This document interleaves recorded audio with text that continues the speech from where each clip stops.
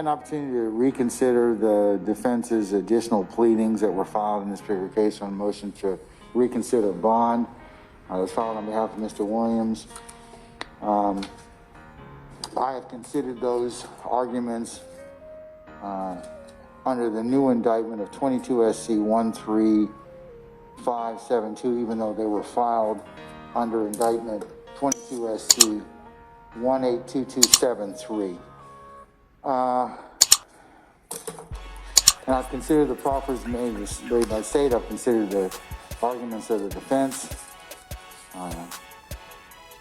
At this point in time, though, Mr. Adams and Mr. Steele, I am still not convinced that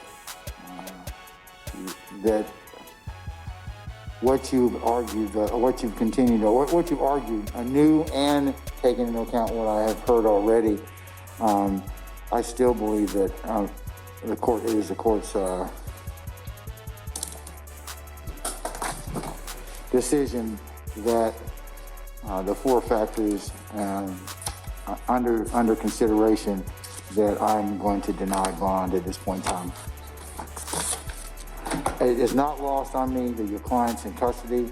Not lost on me your client enjoys the presumption of innocence.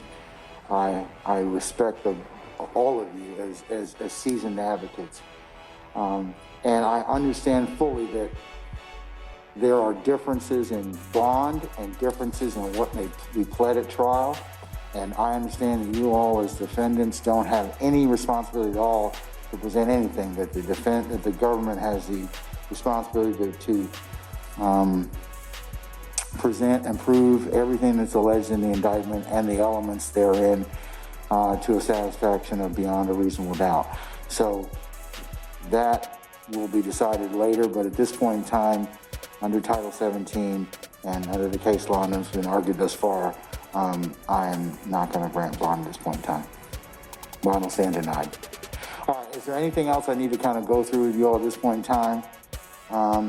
Mr. Adams or Mr. Steele, we have proffers. The remaining proffers, I will attempt to try and get those folks here for the 8th of September who are otherwise unrepresented or maybe in the Department of Corrections. Anything else? And I understand you all have some motions you're about to file. If you should, for whatever you file, please, send courtesy copies to myself and in particular Mr. Kearns and Mr. Chamberlain, so that because we're not an e-file party, the court is not an e-file party, and that's the only way we'll get those. And upon getting those, I will figure out a date and schedule you all for any motions that may need to be heard or issues that I need to take up, okay? All right.